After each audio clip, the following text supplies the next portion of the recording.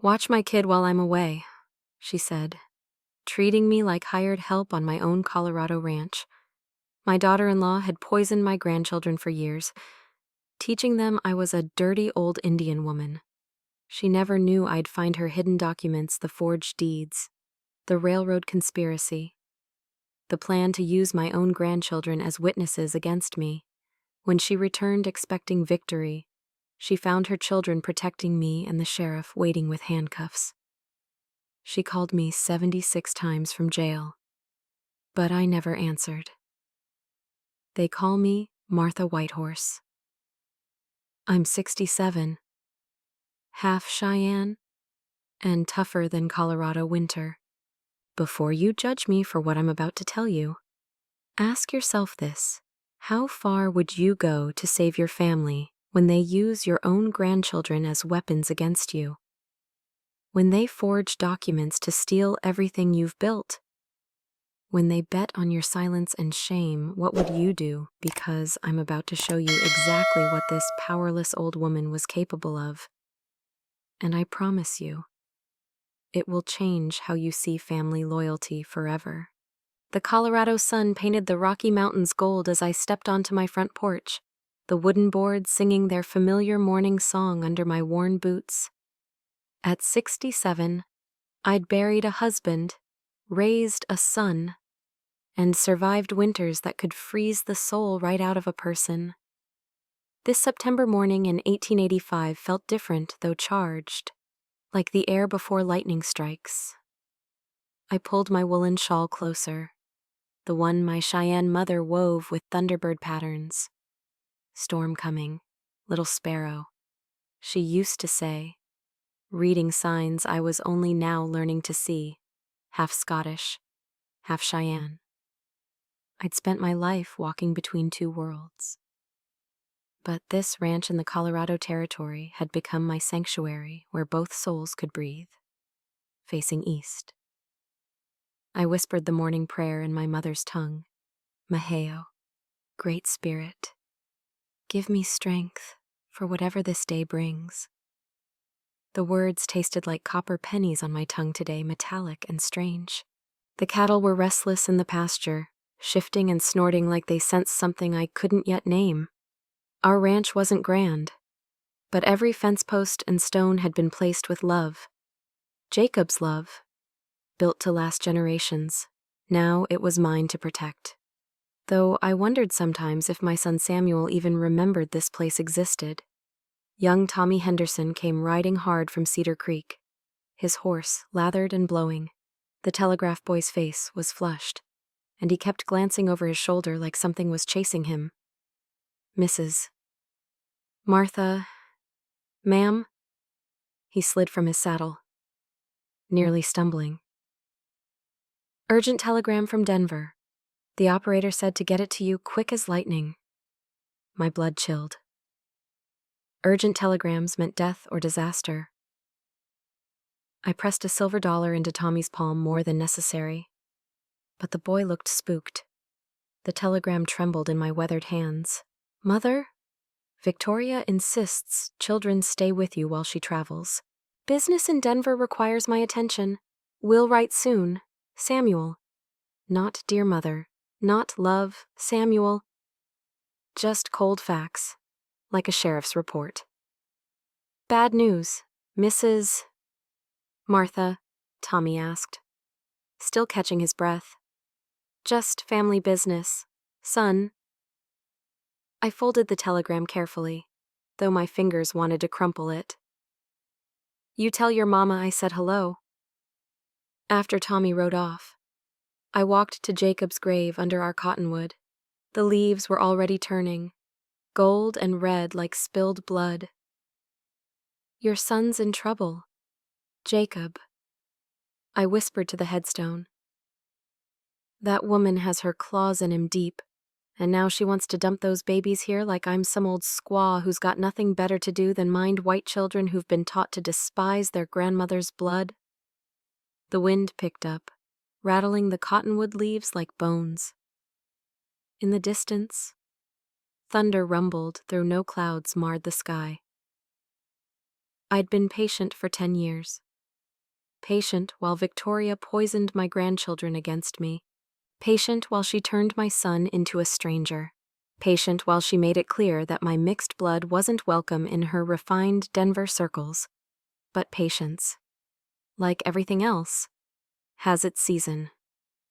And this season was ending. Walking back to the house, I stopped at my kitchen window and stared at my reflection in the glass.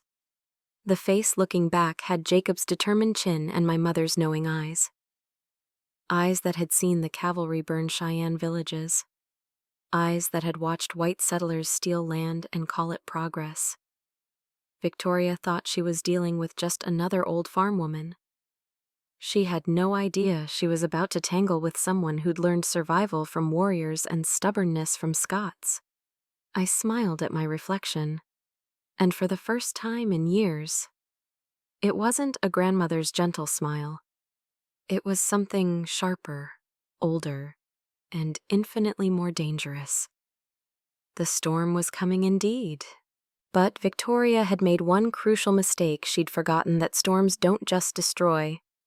Sometimes, they clear the air for something better to grow. 3 days later, the dust cloud appeared on the horizon just after noon, rolling across the prairie like a brown wave. I'd been expecting them, but my heart still clenched when I spotted the hired wagon from Cedar Creek bouncing toward my ranch. Victoria never traveled by regular stagecoach, too common for Denver society's rising star. I smoothed my best calico dress and checked my hair in the kitchen mirror. My silver-streaked braids were neat, my face clean. But I knew Victoria would find fault anyway. She always did. The wagon pulled up with a flourish, the driver jumping down to help his passengers.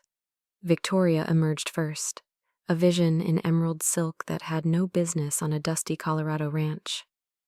Her blonde hair was perfectly arranged under a feathered hat that probably cost more than most folks made in a month. She looked around my property like she was inspecting a stable. "Driver, do be careful with my trunks," she called in that affected Eastern accent she'd cultivated. "Some of these pieces are quite valuable." Then came my grandchildren, and my heart nearly stopped. Benjamin, now 14, stepped down with the sullen grace of a young man who'd rather be anywhere else. His dark hair, so like his father's, was slicked back in the city style. And his clothes were expensive, but somehow made him look like a stranger wearing a costume. Emma followed. 11 years old and beautiful in a way that reminded me of my own mother at that age. But where my mother's eyes had held warmth and wisdom, Emma's were cold, distant. She clutched a fancy doll and looked at my ranch house like it might contaminate her. Little Thomas, 8 now, hung back behind his siblings. He'd been barely 3 when I'd last held him, and now he stared at me with the wide, uncertain eyes of a child who'd been told stories about monsters. "Children," Victoria announced without looking at me. "Say hello to your father's mother. Not grandmother, not Grandma Martha. Just your father's mother." Like I was some distant relation barely worth acknowledging. "Hello," they chorused dutifully, their voices flat as week-old bread. I stepped forward, arms open for hugs that I desperately hoped would come. "My darlings, how you've grown, Benjamin. You're nearly as tall as your father. And Emma, you're becoming such a young lady. And Thomas, don't touch me," Thomas said, stepping behind Victoria's skirts. "Mama says you're dirty." The words hit like a physical blow. I froze, arms still extended, feeling foolish and wounded. Victoria's smile was sharp as a knife blade. "Now, Thomas, that's not polite. What I said was that frontier life can be, rustic. Children need to be careful about cleanliness." "I keep a clean house," I said quietly, my voice steady despite the pain blooming in my chest. "Of course you do, Martha, in your own way." Victoria's tone dripped false sweetness. Children, take your bags inside. I need to speak with your grandmother about arrangements. They filed past me like I was invisible. Emma wrinkled her nose as she passed, and Benjamin looked everywhere except at my face. Only Thomas glanced back. But when he saw me watching, he quickly looked away. Victoria waited until they were inside before dropping her mask entirely. I trust you understand, this is temporary, she said, her voice now cold as mountain snow. I have important business in Denver, a ladies' auxiliary committee that requires my attention. Samuel is far too busy with his deputy work to manage children. How long? I asked. 2 weeks, possibly 3. She adjusted her gloves with practiced precision. I've left detailed instructions about their care. Benjamin is not to associate with any of the local children. Emma requires her afternoon rest and proper meals, none of that spicy Indian food you people favor. And Thomas must have his evening story, though I trust you can manage simple fairy tales. You people, the phrase hung in the air like smoke from a grass fire. They're my grandchildren, Victoria. I know how to care for them. Do you? Her laugh was like breaking glass. Martha, these children have been raised with certain standards. They attend the finest schools in Denver, associate with the best families. They're not accustomed to primitive conditions. I looked at my sturdy house, built with love and meant to last generations. Primitive. Because it lacked crystal chandeliers and marble floors. I'll manage, I said through clenched teeth. See that you do. Victoria climbed back into the wagon with the driver's help. Oh, and Martha, I trust you won't fill their heads with any of your cultural stories. They're civilized children now. The wagon rolled away, leaving me standing in my own yard feeling like a stranger in my own life. Through the window, I could see 3 small figures huddled together, probably already planning their escape from the old Indian woman their mother had warned them about. I walked to Jacob's grave and knelt beside the headstone, my knees creaking like old leather. She's turned them against me. Jacob, I whispered. Our grandchildren look at me like I'm something to be feared. What kind of poison has she been feeding them? The wind rustled through the cottonwood leaves, and I could almost hear Jacob's voice. Then it's time to remind them who you really are. Martha. Not the monster she's painted, but the grandmother who's loved them since before they drew breath. Rising slowly, I dusted off my dress and squared my shoulders.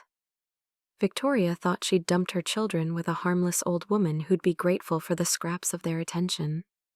She was about to learn that this old woman had claws. 3 days later, the dust cloud appeared on the horizon just after noon, rolling across the prairie like a brown wave. I'd been expecting them, but my heart still clenched when I spotted the hired wagon from Cedar Creek bouncing toward my ranch. Victoria never traveled by regular stagecoach, too common for Denver society's rising star. I smoothed my best calico dress and checked my hair in the kitchen mirror. My silver-streaked braids were neat, my face clean. But I knew Victoria would find fault anyway. She always did. The wagon pulled up with a flourish, the driver jumping down to help his passengers. Victoria emerged first. A vision in emerald silk that had no business on a dusty Colorado ranch. Her blonde hair was perfectly arranged under a feathered hat that probably cost more than most folks made in a month. She looked around my property like she was inspecting a stable. Driver, do be careful with my trunks. She called in that affected Eastern accent she'd cultivated. Some of these pieces are quite valuable.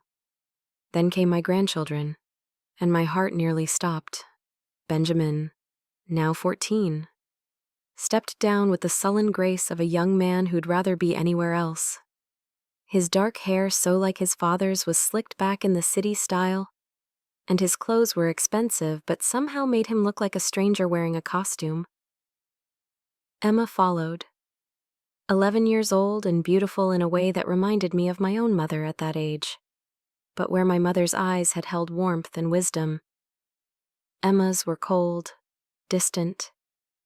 She clutched a fancy doll and looked at my ranch house like it might contaminate her.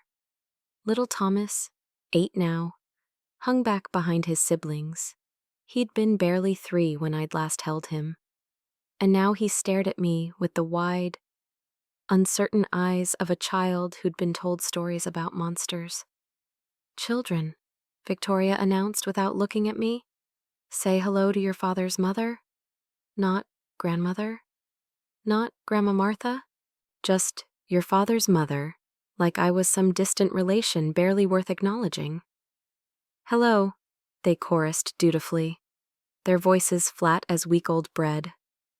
I stepped forward, arms open for hugs that I desperately hoped would come.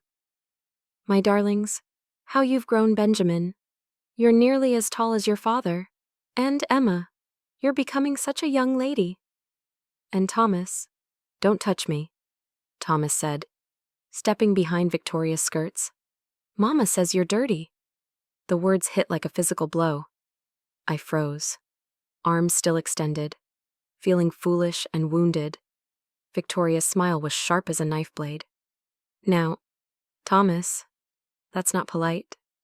What I said was that frontier life can be rustic. Children need to be careful about cleanliness." "I keep a clean house," I said quietly, my voice steady despite the pain blooming in my chest. "Of course you do, Martha. In your own way." Victoria's tone dripped false sweetness. "Children, take your bags inside. I need to speak with your grandmother about arrangements." They filed past me like I was invisible. Emma wrinkled her nose as she passed, and Benjamin looked everywhere except at my face. Only Thomas glanced back. But when he saw me watching, he quickly looked away. Victoria waited until they were inside before dropping her mask entirely. "I trust you understand this is temporary," she said, her voice now cold as mountain snow. "I have important business in Denver, a ladies' auxiliary committee that requires my attention. Samuel is far too busy with his deputy work to manage children." "How long?" I asked. 2 weeks, possibly 3. She adjusted her gloves with practiced precision. "I've left detailed instructions about their care. Benjamin is not to associate with any of the local children. Emma requires her afternoon rest and proper meals, none of that spicy Indian food you people favor. And Thomas must have his evening story. Though I trust you can manage simple fairy tales. You people," the phrase hung in the air like smoke from a grass fire, "they're my grandchildren, Victoria. I know how to care for them. Do you?" Her laugh was like breaking glass. "Martha, these children have been raised with certain standards. They attend the finest schools in Denver, associate with the best families. They're not accustomed to primitive conditions." I looked at my sturdy house, built with love and meant to last generations. Primitive. Because it lacked crystal chandeliers and marble floors. "I'll manage," I said through clenched teeth. "See that you do." Victoria climbed back into the wagon with the driver's help. "Oh, and Martha, I trust you won't fill their heads with any of your cultural stories. They're civilized children now." The wagon rolled away, leaving me standing in my own yard feeling like a stranger in my own life. Through the window, I could see 3 small figures huddled together, probably already planning their escape from the old Indian woman their mother had warned them about. I walked to Jacob's grave and knelt beside the headstone, my knees creaking like old leather. "She's turned them against me. Jacob," I whispered. "Our grandchildren look at me like I'm something to be feared. What kind of poison has she been feeding them?" The wind rustled through the cottonwood leaves, and I could almost hear Jacob's voice. "Then it's time to remind them who you really are. Martha, not the monster she's painted, but the grandmother who's loved them since before they drew breath." Rising slowly, I dusted off my dress and squared my shoulders. Victoria thought she'd dumped her children with a harmless old woman who'd be grateful for the scraps of their attention. She was about to learn that this old woman had claws. The first evening stretched ahead like a winter that might never end. I watched my grandchildren explore my house with the careful distance of city folks examining a museum display, touching nothing, judging everything. "Where's the gaslighting?" Emma asked, wrinkling her nose at my oil lamps. "We use lamp oil here," I explained, trimming a wick. "It gives warmer light." "Mama says oil lamps are what poor people use," Thomas announced, then immediately looked guilty, as if he'd spoken out of turn. Benjamin said nothing, just stood by the window staring out at the darkening prairie like a prisoner planning escape. For supper, I'd prepared my best venison stew with vegetables from my garden, fresh biscuits, and wild berry preserves. The kind of meal that would have made Jacob smile and ask for seconds. The children sat at my kitchen table like they were attending a funeral. "What's this?" Emma poked at the stew with her spoon. "Venison stew. The meat's from a deer your grandfather shot last." "Grandfather's dead," Benjamin interrupted sharply. "And we don't eat wild animals. Mama says it's unsanitary." "Your grandfather Jacob loved hunting these mountains," I said gently. "He taught your father to track and shoot. It's good. Honest food." "We want beef," Thomas declared. "Real food. Like at home. Real food." As if the deer that grazed these meadows, the vegetables I'd tended with my own hands, were somehow less real than whatever came from Denver's markets. "This is what we have tonight," I said, keeping my voice level. "Tomorrow we can discuss other meals." Emma pushed her bowl away. "I'm not eating it. Mama packed crackers in my bag." "Me neither," Thomas chimed in, always following his sister's lead. Benjamin remained silent, but he hadn't touched his food either. I sat there looking at 3 hungry children refusing nourishment because their mother had taught them to despise everything about their heritage. My Cheyenne grandmother would have said they needed to learn the difference between want and need. "Very well," I said, clearing the table. "But there won't be crackers for breakfast." As darkness settled over the ranch, I lit the lamps and tried to establish some routine. "Thomas, your mother mentioned evening stories. What would you like to hear?" "Mama reads us stories from books," he said importantly. "Real stories, with pictures." I pulled down one of my few books, a collection of fairy tales Jacob had bought me years ago. "How about Cinderella? We know that one already." Emma sighed dramatically. "Don't you have anything better?" What I had were the stories my mother told me, tales of Coyote the Trickster, of brave warriors and wise grandmothers, of the time when animals could speak and the world was young. But Victoria had made it clear those stories weren't welcome. "I could tell you about your father when he was your age," I offered. "Mama says Papa was wild before he met her." Benjamin spoke for the first time since supper. She says you let him run around like an Indian child. The way he said Indian made it sound like a curse word. Your father was a good boy who loved these mountains, I said carefully. He could track a deer for miles, knew every plant that was safe to eat, could read weather in the clouds.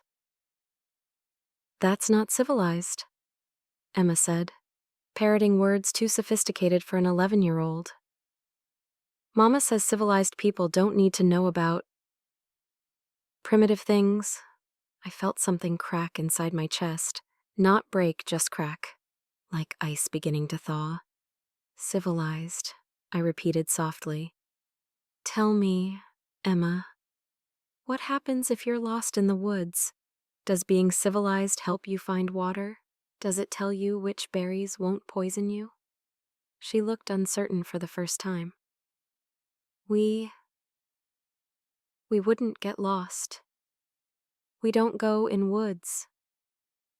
Everyone gets lost sometime. Child, the question is whether you have the skills to find your way home. Thomas had been listening with the intensity only 8-year-olds could manage. Could you really find water if you were lost? Grandmother.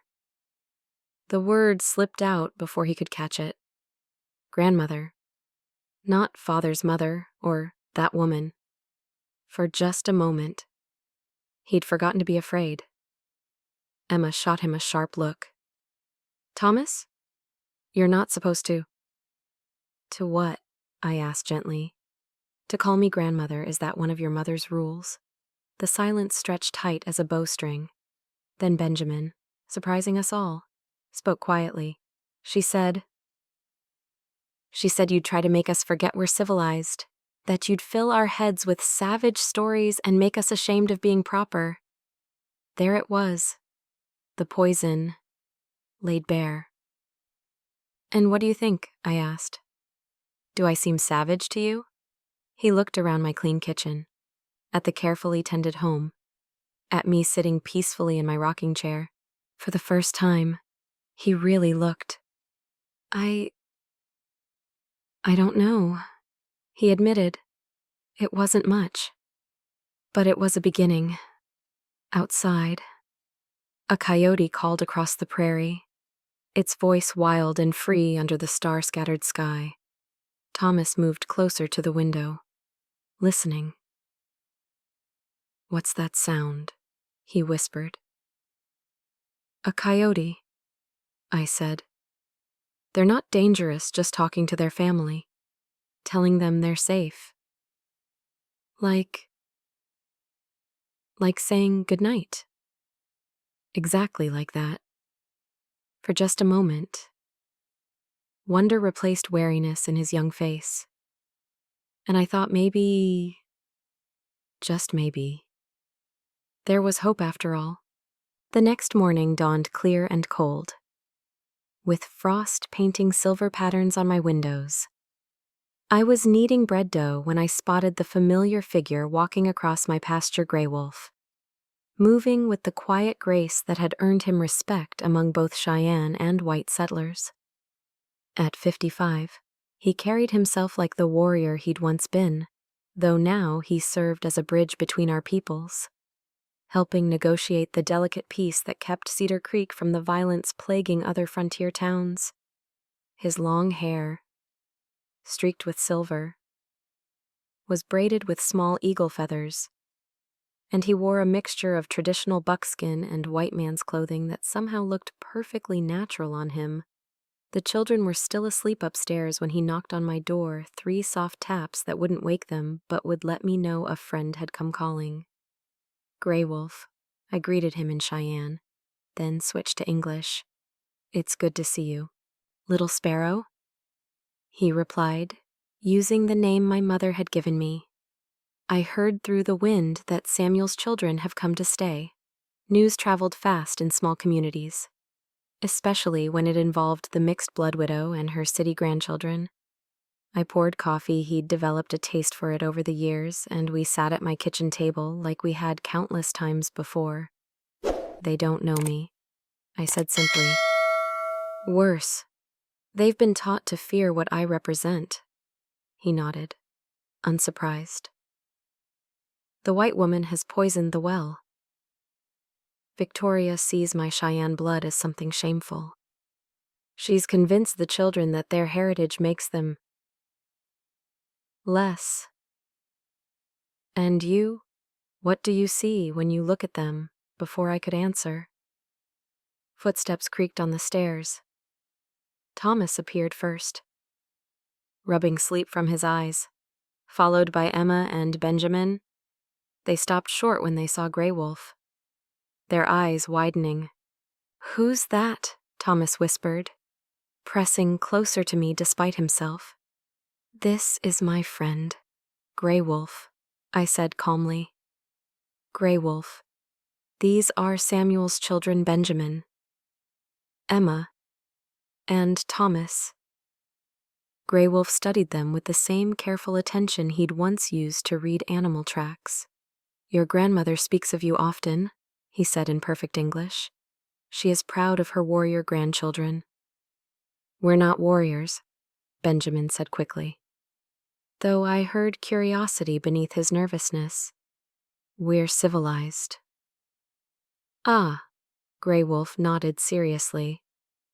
And what does civilized mean to you, young man? It means we don't act like savages, Emma said, then immediately looked guilty for using the word in front of him. Instead of taking offense, Grey Wolf smiled. I see. And what do you think savages do? The children exchanged uncertain glances. They'd been taught to fear and despise, but no one had ever asked them to define their terms. They live in the wilderness, Benjamin said hesitantly. They don't have proper houses or schools. They hunt animals, Emma added. They tell stories instead of reading books. Thomas finished. Grey Wolf nodded thoughtfully. Your grandmother lives in a proper house. She was a teacher for many years, educated children just like you. She hunts only what she needs to survive, and she knows more stories than any book could hold. Is she a savage? The question hung in the morning air like smoke from my chimney. The children looked at me, really looked, perhaps for the first time since they'd arrived. That's different, Benjamin said, but his voice lacked conviction. How is it different? Grey Wolf asked gently. Because she's... Emma struggled with words that suddenly seemed inadequate. She's half white. Thomas said finally, the good half. The words cut deep, but Grey Wolf's expression remained serene. Tell me, Thomas, which half of your grandmother taught her to read, which half taught her to be kind, which half loves you? Thomas looked confused. I don't know. That's because love doesn't come in halves. Grey Wolf said. It comes whole, like the sun that shines on both Cheyenne camps and white settlements, like the rain that waters all growing things, no matter what color hands planted them. He reached into his leather pouch and pulled out a small carved wooden horse. I made this for a boy who was afraid of his own shadow. He thought being brave meant never feeling scared. But I told him that courage isn't the absence of fear, it's doing what's right even when you're afraid. Thomas's eyes fixed on the little horse. What happened to the boy? He grew up to become a fine man who protects others. Your father, Samuel. The children's mouths fell open. Papa was scared, Emma asked. Your father was terrified the first time he had to arrest a man twice his size. But he did it anyway, because it was his duty. That's the kind of courage that runs in your blood, not just your white blood, but your Cheyenne blood too. After Grey Wolf left, the children were quieter, more thoughtful. As I prepared lunch, Thomas approached me hesitantly. "Grandmother," he said softly, Could you tell us about Papa when he was little, the real stories?" I looked into his young face and saw the beginning of something precious curiosity overcoming fear.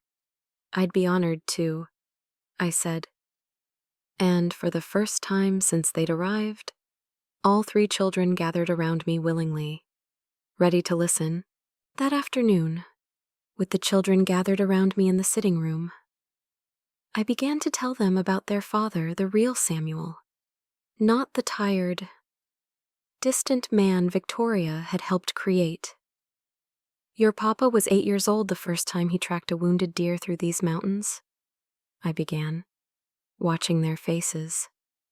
"It had been shot by a careless hunter and left to suffer. Samuel couldn't bear the thought of any creature in pain." Thomas leaned forward, eyes wide. "What did he do?" "He followed that deer for 6 hours, through brambles and over rocky ground, until he found it collapsed by Miller's Creek. Then he came home and fetched your grandfather Jacob with his rifle." "Did grandfather kill it?" Emma asked softly. "Jacob put it out of its misery." "Yes. But Samuel insisted we use every part the meat fed us for a week. The hide became winter moccasins, and the bones became tools. He said if the deer had to die, it shouldn't be for nothing." Benjamin had been listening intently. "Mama says Papa was wild and undisciplined. Your father was compassionate and responsible," I corrected gently. "He understood that taking a life even for food was sacred. That's not wildness. That's wisdom." As the afternoon wore on, I shared more stories. Samuel learning to read tracks in mud and snow. Samuel sitting vigil with a sick calf all night to save its life. Samuel defending a smaller boy from bullies in town, even though he came home with a black eye. "Papa did that?" Emma's voice held wonder. "Your father has always protected those who couldn't protect themselves. That's why he became a lawman." For the first time since their arrival. The children seemed to see their father as more than just Victoria's tired husband. They saw the boy who'd become a man of honor. As evening approached, I sent them to gather eggs from the henhouse while I started supper. It was while reaching for flour in the pantry that I found it a leather portfolio tucked behind the preserves, left by Victoria in her haste to depart. My hands trembled as I opened it. Inside were letters, documents, and what appeared to be official papers from the Denver Land Office. The first letter was addressed to Victoria in an unfamiliar masculine hand. "My dearest Victoria, the survey is complete. The railroad has confirmed they want the route through Cedar Creek Valley, which makes the Whitehorse Ranch property invaluable. Once you secure the deed through your mother-in-law's. Cooperation. We can sell to the railroad for 10 times its current worth. The old woman won't live forever, and with Samuel so distracted by his duties, she'll likely welcome your help managing her affairs." My blood turned to ice. The letter was signed "Your devoted Charles." I rifled through more documents. There was a forged deed transferring my ranch to Victoria for care and maintenance in her declining years. There were railroad survey maps marking my land as a crucial junction point. There was even a letter from a Denver physician clearly paid for his opinion, declaring that I was showing signs of mental deterioration common in elderly half-breeds. The portfolio also contained Victoria's own correspondence, copies she'd kept of her letters to this Charles. "The children are safely deposited with the old squaw. Samuel believes it's temporary, but once I establish that she's unfit to care for them, and by extension, unfit to manage property, we can proceed with our plan. The railroad money will set us up comfortably in San Francisco, far from this wretched frontier." Another letter made my hands shake with rage. "I've been poisoning the children against her for years. They'll testify that she's unstable, violent, perhaps even dangerous. Who would believe a half-breed's word against 3 white children and a respected Denver socialite? The final document was the most damning: a contract with the Denver and Rio Grande Railroad, contingent on acquiring the Whitehorse ranch property within 60 days. The contract was dated 2 weeks ago. I sank into my kitchen chair, the full scope of Victoria's betrayal washing over me like a flash flood. She hadn't dumped the children here out of convenience. This was a carefully planned theft of my land, my legacy, and my family's future. The children's voices drifted in from the yard, lighter and happier than I'd heard them since their arrival. They were beginning to trust me, to see past their mother's lies. But Victoria intended to use that growing trust as a weapon, twisting it into evidence of my supposed mental instability. I thought of Jacob, of the sweat and dreams we'd poured into this land. I thought of Samuel, working himself to exhaustion while his wife plotted to steal his inheritance. I thought of my grandchildren, innocent pawns in their mother's scheme. The old Martha might have felt helpless, might have waited for others to decide her fate. But as I sat there holding the evidence of Victoria's treachery, I felt something else entirely: the cold, calculating anger of a Cheyenne warrior planning for battle. Victoria had made 2 crucial mistakes. First, she'd underestimated her opponent. Second, she'd left her battle plans where her enemy could find them. I carefully returned the documents to their hiding place, but not before memorizing every detail. Tomorrow, I would ride to town and have a conversation with Sheriff Morrison. Then I would pay a visit to the land office. Victoria wanted to play a game of deception and legal manipulation. She was about to learn that this old half-breed knew how to play too, and I played to win. The next morning, I left the children with Grey Wolf's wife and rode hard to Cedar Creek. The documents Victoria had left behind burned in my saddlebags like hot coals, evidence of a betrayal so calculated it took my breath away. Sheriff Morrison looked up from his desk with genuine warmth. "Martha Whitehorse, how are Samuel's children settling in?" "That's what I need to discuss." "Bill." I placed the copied documents before him. "Victoria's planning to steal my ranch through railroad fraud?" His weathered face darkened as he read. The forged deed transferring my property to Victoria. Letters between her and Charles Brennan about railroad surveys. Plans to use my grandchildren as witnesses against my mental competency. "This Charles fellow, you know who he is?" Bill asked. "Victoria's lover and business partner? From what I can tell, they're planning to sell to the Denver and Rio Grande for 10 times the land's current worth." Bill compared the forged signature to my original property deed. Clear forgery. And using children as weapons against their own grandmother. He shook his head. "This is lower than a snake's belly." "Martha."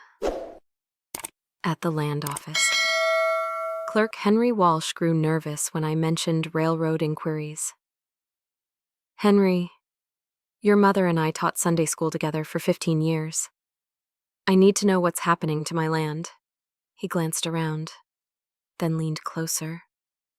"A well-dressed woman from Denver's been asking questions about your competency to make selling decisions. Had a man with her, Charles Brennan, claimed he was railroad representative? If someone tried to sell my property without consent, what would they need?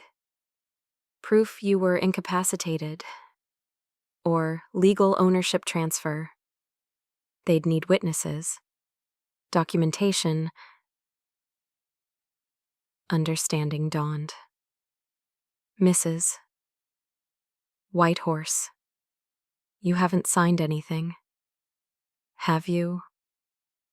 "Nothing. And I'm certainly not incapacitated."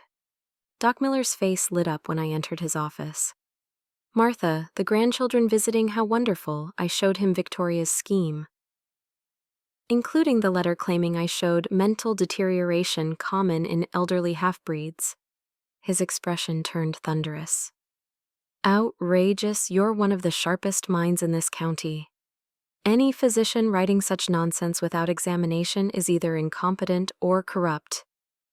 Would you provide a written assessment of my mental state? I'd be honored.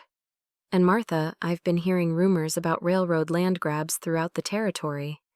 There's talk of forming a property owners association to fight back. Riding home as sunset painted the mountains gold, I found the children waiting eagerly for my return. Grandmother, you're back, Emma hugged my waist. Did you bring us anything from town? Thomas asked. Something better than store goods, I said, ruffling his hair. I brought a plan. That night, after telling them the promised story about Samuel catching fish, I sat at my kitchen table writing letters. One to Samuel, demanding he come home immediately. One to the territorial governor about railroad fraud. One to the Denver newspaper, because corruption withers under public scrutiny. Victoria thought she was playing chess with a simple frontier woman. She was about to discover she'd challenged a strategist who'd learned patience from the Cheyenne and stubbornness from the Scots. The real game was just beginning. 5 days after I'd sent my urgent letter, Samuel appeared at my door like an answered prayer. His deputy's badge caught the morning sunlight, but his face was haggard with worry and exhaustion from hard riding. "Mama," he said, dismounting quickly. "I got your letter. What's this about Victoria and the ranch?" Before I could answer, 3 small bodies launched themselves at their father. But instead of the polite, distant children Victoria had delivered, Samuel found himself embraced by grandchildren who'd remembered how to love freely. "Papa," Thomas clung to Samuel's leg. "Grandmother's been telling us stories about when you were little. She taught us to track rabbits," Emma added proudly. "And Benjamin caught a fish with his hands, just like you used to." Samuel's eyes widened in amazement. These weren't the sullen, hostile children he'd left behind. Benjamin stood straighter. Emma smiled genuinely, and Thomas radiated the confidence of a boy who'd found his place in the world. "They've changed," Samuel said softly. "They've remembered who they are." I corrected. "Come inside, son. We need to talk." In my kitchen, while the children played outside, I laid out Victoria's portfolio like evidence in a courtroom. Samuel's face grew pale as he read each document: the forged deed, the railroad correspondence, the plan to use his own children against me. "She's been planning this for months," he whispered. "Maybe years." "The children were meant to testify that I was mentally unfit," I said gently. "Victoria spent years poisoning them against me, teaching them to despise their heritage. She planned to use that conditioning as proof of my instability." Samuel's hands shook as he held the letter describing me as a deteriorating half-breed. How could I have been so blind? Love makes us blind sometimes. "But your children see clearly now." Papa Benjamin appeared in the doorway, his young face serious. "Are you angry with grandmother?" "No. Son, why would you think that?" "Because Mama always said you were. She said you only visited grandmother because you had to, that you were ashamed of her. Of us being part Indian." Samuel's face crumpled. He knelt and gathered Benjamin close. "I am never ashamed of your grandmother, or of your heritage. Never. If I seemed distant, it was because I was tired, not because I didn't love you. Mama lied to us, didn't she?" Emma said quietly from the doorway. "Yes, sweetheart, she did. We know," Thomas said matter-of-factly. "Grandmother showed us the truth, not with words, with love." That afternoon, Samuel rode to Cedar Creek and returned with Sheriff Morrison and Doc Miller. We spread Victoria's documents across my kitchen table like battle plans. "When does she return?" Sheriff Morrison asked. "Tomorrow," I said. "Good." Samuel's voice carried a steel I hadn't heard in years. "It's time my wife learned that this family stands together." Doc Miller nodded approvingly. "I've prepared my medical assessment. Any court in the territory will see that Martha Whitehorse is as mentally sharp as anyone half her age." As evening fell, we sat on my porch, 4 generations united. Samuel held Thomas on his lap, while Benjamin and Emma flanked me on the porch swing. "What happens tomorrow?" "Grandmother," Emma asked. "Tomorrow, we remind your mother that love is stronger than greed," I said, "and that some things, family, honor, heritage, are not for sale." Samuel squeezed my hand. "I'm sorry, Mama, for everything. We're together now," I replied. "That's all that matters." In the distance, a coyote called across the prairie, and Thomas smiled instead of hiding. My grandson had learned the difference between wild and free. Tomorrow, Victoria would learn the difference between family and possession. Victoria arrived the next afternoon in a hired carriage, dressed in traveling clothes that cost more than most families earned in a year. She stepped down with the confident air of someone who believed victory was assured. "Children," she called sweetly, "come give Mama a proper welcome." But instead of running to her, Benjamin, Emma, and Thomas moved closer to me, forming a protective wall around their grandmother. Victoria's smile faltered. "What's wrong with you?" she demanded. I said, "Come here." "We heard you," Benjamin said quietly. "We're choosing to stay with grandmother." Victoria's mask slipped entirely. "Samuel," she spotted her husband emerging from the house with Sheriff Morrison and Doc Miller. "What is the meaning of this? Why are you here? You're supposed to be working." "I'm exactly where I need to be," Samuel said, his voice steady as mountain stone. "Protecting my family from a thief." "A thief?" Victoria's laugh sounded shrill. "Really, Samuel? Your mother's been filling your head with nonsense. These frontier people are so suspicious of progress." "Progress?" I stepped forward, holding her leather portfolio. "Is that what you call forging deeds and stealing land?" Victoria's face went white. "Where did you get that?" "You left it behind in your haste to abandon your children," Samuel said. "Careless of you." Sheriff Morrison cleared his throat. "Mrs. Victoria Whitehorse, I'm placing you under arrest for attempted fraud, forgery, and conspiracy to commit theft." "You can't be serious."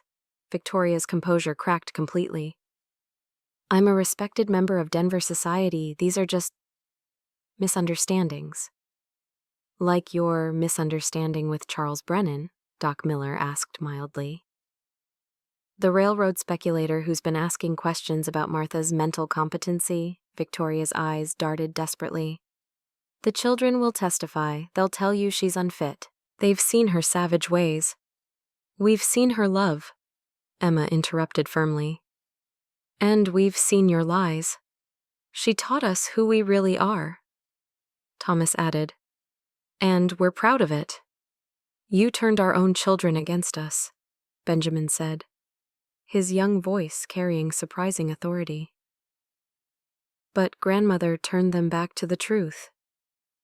Victoria looked around frantically at her husband's disgusted face, at the sheriff's handcuffs, at the children who no longer feared her, at the old woman she'd tried to destroy standing tall and unbroken.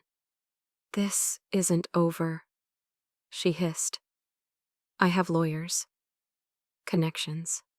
You have nothing." Samuel said quietly, "Our marriage is over, Victoria. You'll face charges in Denver. And when you're released, you'll stay away from my family. All of it." as Sheriff Morrison led Victoria to his wagon. She turned back one last time. "You'll regret this, all of you. The only regret," I called after her, "is that it took so long to see who you really were."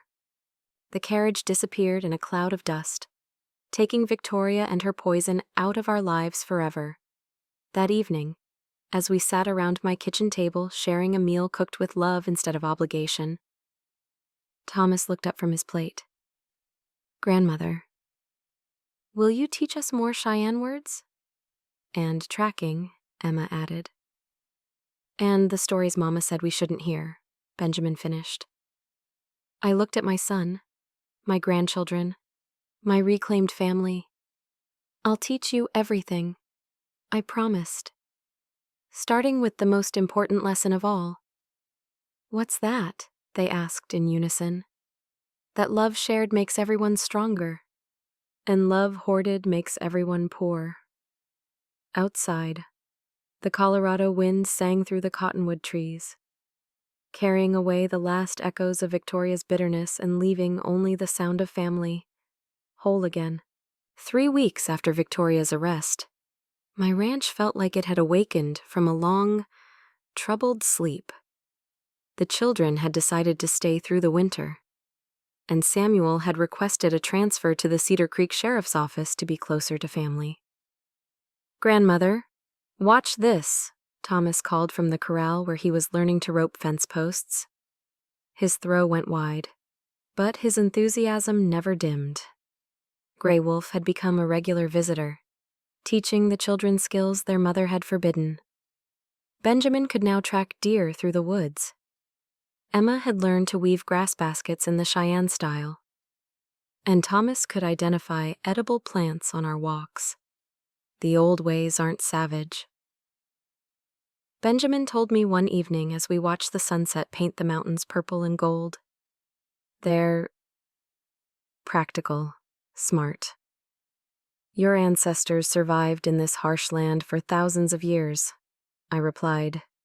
"That takes wisdom, not savagery." Samuel had changed too. The tired, distant man was gone, replaced by someone who laughed with his children and asked genuine questions about their heritage.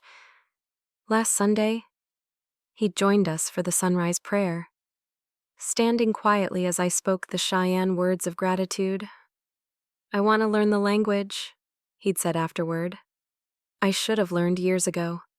The legal aftermath had been swift and decisive. Charles Brennan, faced with evidence of his fraud scheme, had fled Colorado entirely. Victoria, stripped of her social connections and facing prison time, had accepted a plea bargain that required her to leave the territory permanently. The railroad, embarrassed by the scandal, had publicly apologized and compensated several families for the attempted land grabs. Doc Miller stopped by one afternoon with news from town. "That property owners association I mentioned, it's formed officially now, with you as honorary president. Folks want to make sure this kind of theft never happens again." "I'm too old to be president of anything," I protested. "Nonsense," he laughed. "You're the woman who took on the railroad and won. Half the territory's talking about Martha Whitehorse, the grandmother who wouldn't be moved."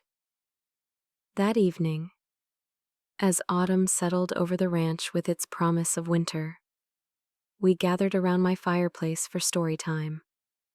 But instead of fairy tales, I shared the real stories, the ones Victoria had tried to silence. "Tell us about the time great-grandmother saved the village from the blizzard," Emma requested. "And the story about the warrior who could speak to eagles," Benjamin added. "And coyote." Thomas bounced excitedly. "Tell us another coyote story," as I wove tales of brave ancestors and clever spirits. I watched my grandchildren's faces glow in the firelight.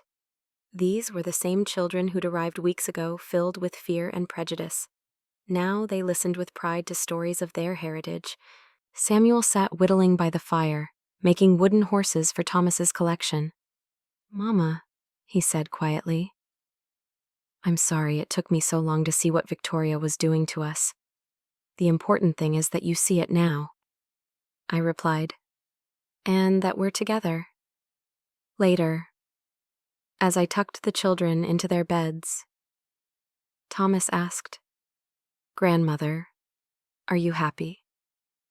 I looked around my house, truly alive again with children's laughter, filled with love instead of loneliness, secure from those who would steal it, happier than I've been in years. My little warrior. Will you always be here, as long as this old heart keeps beating? I promised. And even after that, I'll be in the stories you tell your children. Outside my window, the Colorado stars shone like scattered diamonds, and somewhere in the distance, a coyote called goodnight to its family. All was well in our corner of the frontier. 1 year later, I stood on my front porch watching my grandson Benjamin teach his younger siblings how to read animal tracks in the morning frost. At 15, he moved with the quiet confidence of someone who knew exactly who he was and where he belonged. "See how the deer stepped here," he pointed to marks in the soft earth. She was favoring her left front hoof, probably stepped on something sharp. Emma, now 12, crouched beside the tracks with the focused attention I remembered from my own childhood. "Should we follow her? Maybe she needs help." "That's exactly what your father would have said at your age," I called from the porch. The children had grown strong in ways Victoria never could have imagined. Thomas, now 9, could ride bareback and speak enough Cheyenne to hold simple conversations with Grey Wolf. Emma had become our family historian, carefully writing down every story I shared in a leather journal Samuel had bought her. Benjamin talked seriously about studying law, wanting to protect other families from what we'd endured. Samuel had thrived as Cedar Creek's deputy sheriff, earning respect from both white settlers and the Cheyenne community. He'd remarried last spring a kind widow named Sarah who embraced his children's mixed heritage and even asked me to teach her some traditional recipes. "The children adore you," she'd told me after the wedding. "And I can see why. You've given them something precious pride in who they are." The ranch had become a gathering place for the community. Every Sunday, families came for what we called story circles afternoons, where elders shared tales while children played and adults discussed everything from crop rotation to territorial politics. Grey Wolf often joined us, bridging cultures with his quiet wisdom. "You've created something beautiful here, little sparrow," he'd said recently. "A place where all parts of a person can live in harmony." This morning, as I watched my grandchildren explore their heritage without shame, I thought about Victoria's final words. "You'll regret this." She'd been wrong. The only regret I carried was not acting sooner. A letter had arrived last week from a woman in Denver whose own family had been targeted by land speculators. She'd heard our story and wanted advice. Doc Miller was right. Word had spread throughout the territory about the grandmother who'd stood up to the railroad. Other families were finding courage in our victory. "Grandmother!" Thomas ran toward the house, his face bright with discovery. "We found where the deer went. She's fine, just avoiding the rocky ground." "Wisdom," I said, pulling him close. "She learned to adapt, to find a new path when the old one hurt her feet." "Like us?" Emma asked, joining our embrace. "Exactly like us." That evening, as we gathered for supper, Samuel raised his glass of cider. "To Mama," he said, "who taught us that family isn't just about blood, it's about choice and love, and standing together when the storms come." To Grandmother, the children chorused, "who showed us how to be proud of everything we are." Later, sitting alone on my porch under the vast Colorado sky, I spoke to Jacob's memory. "We did it, my love. We raised a good man, and he's raising good children. The land is safe. The family is whole, and our stories will live on." A coyote called across the prairie, not lonely, but joyful, telling the world that all was well in its territory. All was well in mine, too. The wagon appeared on my horizon just as the spring wildflowers began dotting the prairie with splashes of color. A young woman with 3 small children climbed down, her face bearing the same desperate determination I'd seen in my own mirror 2 years ago. "Mrs. Whitehorse," she called hesitantly. "I'm Mary Patterson from Durango. I heard you might understand my situation." I invited them onto my porch, where Emma was teaching little Thomas to braid grass into rope. The Patterson children, 2 boys and a girl, hung back shyly, but their eyes kept drifting to my grandchildren with curiosity. "My husband's mother has been spreading lies about me," Mary began, her voice tight with controlled emotion. "She's convinced him I'm unfit, that our children would be better off with her in town. She says frontier life is making them wild, uncivilized." The familiar pattern made my heart ache. "And your husband believes her. He's starting to. She's persuasive. Makes him feel guilty for not providing better.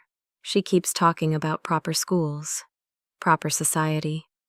Mary's hands twisted in her lap. "But this is our home. Our children are happy here. They know the land, respect it." Mama, her youngest, a boy of about 6, tugged at her sleeve. "Can I pet their horse?" "Of course," Emma said before Mary could answer. "Benjamin's teaching him tricks. Want to see?" As the children gravitated toward each other with the natural ease of the young, Mary watched with wonder. "They're so confident, self-assured. Children flourish when they know they're loved for who they are, not who someone thinks they should be." I said, "Tell me about your mother-in-law's specific complaints." "She says I'm raising savages because they can track animals and know which plants are safe to eat. She thinks it's shameful that they prefer outdoor work to sitting in parlors. Last week, she told my husband that frontier children grow up to be criminals and outcasts. I poured her coffee from the pot that never seemed empty these days. And what do you see when you look at your children? I see capable, intelligent young people who could survive anything this land throws at them. I see children who help their neighbors, who respect their elders, who understand the value of hard work." Her voice grew stronger. "I see exactly what children should be." "Then you have your answer." Samuel appeared from the barn, leading a gentle mare. "Mama, I saddled Daisy for the children's riding lesson." "Oh, hello there." He greeted our visitors warmly. "This is my son, Samuel," I introduced. "Deputy Sheriff here in Cedar Creek." Mary's eyes widened. "Your son? But I heard he was raised here on the frontier, Wildest boy in 3 counties. Samuel grinned. "According to some folks, anyway." Didn't stop me from becoming a lawman, a father, and a productive member of society. That afternoon, I walked Mary around my property, showing her the vegetable garden the children tended, the chicken coop they'd built themselves, the workshop where Benjamin was learning carpentry from Grey Wolf. This is what frontier children create when they're given love and guidance. I said, not wildness wisdom, not savagery strength, but how do I convince my husband his mother has such influence over him? The same way I convinced mine. I smiled. With patience, evidence, an unshakable faith in what's right.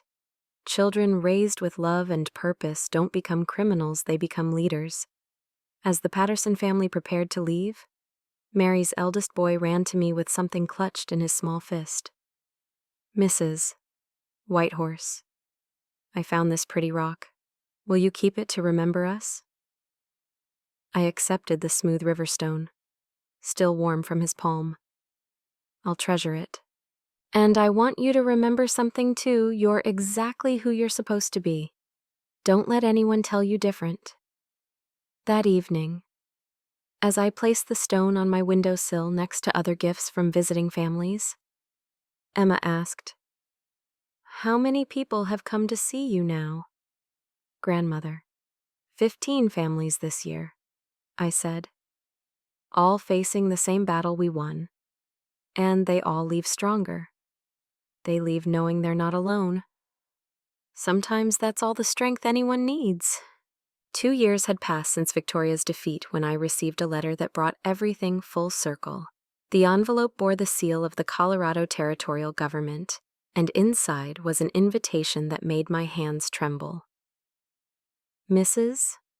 Martha Whitehorse," it read, "you are cordially invited to address the territorial legislature on the subject of family rights and cultural preservation. Your victory against fraudulent land schemes has inspired legislation to protect frontier families." "Grandmother, you're famous," Thomas exclaimed when I shared the news at supper. "Not famous, my little warrior, just stubborn enough to fight for what matters." Samuel beamed with pride. "Mama, you've become a voice for families across the territory. Do you realize what this means?" I looked around my kitchen table at Samuel and his wife Sarah, at my 3 grandchildren who now spoke both English and Cheyenne fluently, at the home that had nearly been stolen but now stood as a beacon for others. "It means the lesson worked," I said simply. The day I stood before the territorial legislature, I wore my finest dress and my mother's silver hair ornaments. In the gallery sat families I'd helped, including Mary Patterson and her children. Gray Wolf had come too, representing the Cheyenne community's support. "Honorable legislators," I began, my voice carrying clearly through the chamber, "I stand before you not as a victim, but as a grandmother who learned that love shared makes everyone stronger, while love hoarded makes everyone poor." I told them about Victoria's scheme, about children turned against their heritage, about communities threatened by greed disguised as progress. But mostly, I told them about hope, about families finding strength in their roots, about communities protecting their own, about the power of standing together. The frontier teaches us that survival depends not on what we can take, but on what we can give, not on how we can divide, but on how we can unite. These are lessons worth preserving, worth protecting, worth passing to our children. The applause was thunderous, but the real victory came afterward when a young legislator approached me. "Mrs. Whitehorse, my grandmother was Cherokee. I've spent years hiding that heritage, thinking it made me less. Your words, they've changed my mind." "Then they've served their purpose," I replied. On the train ride home, I watched the Colorado landscape roll past the same mountains where Jacob and I had built our dreams, where Samuel had learned to be a man, where my grandchildren were learning to be proud of every part of themselves. That evening, as we gathered for our usual story time, Emma asked, "Grandmother, what's the most important thing you've learned?" I looked at their eager faces, thinking of all the battles fought and won, all the families helped, all the wisdom shared, that there's no force on earth stronger than a family that knows its worth, I said, and no enemy more dangerous than someone who tries to convince you you're less than you are. "Will you always fight for families like ours?" Benjamin asked. "As long as this old heart beats," I promised. "And when it stops, you'll continue the fight. That's what family means, passing the torch, keeping the flame alive." Outside, the Colorado wind sang through the cottonwoods, carrying our stories into the night sky where they joined the eternal dance of stars. My daughter-in-law had said I was just an old woman on the farm. She never imagined what this old woman could do. Neither had I, until love gave me the strength to find out. The Colorado wind still carries stories across these mountains, betrayal stories that became tales of triumph, of families who refused to be broken by deception, of heritage that survived against all odds. Martha Whitehorse's battle wasn't just about saving a ranch. It was about proving that betrayal stories don't always end in defeat when courage meets determination. In an age when families are pulled apart by distance, technology, and misunderstanding, these betrayal stories remind us that the bonds forged by genuine love and mutual respect can weather any storm. Martha's victory wasn't won through violence or vengeance, but through patience, wisdom, and the unshakable belief that truth always surfaces, no matter how deep the deception runs. The frontier may have tamed the wildlands, but it also taught us that the strongest foundations are built on family, honor, and the courage to transform our darkest betrayal stories into our greatest victories.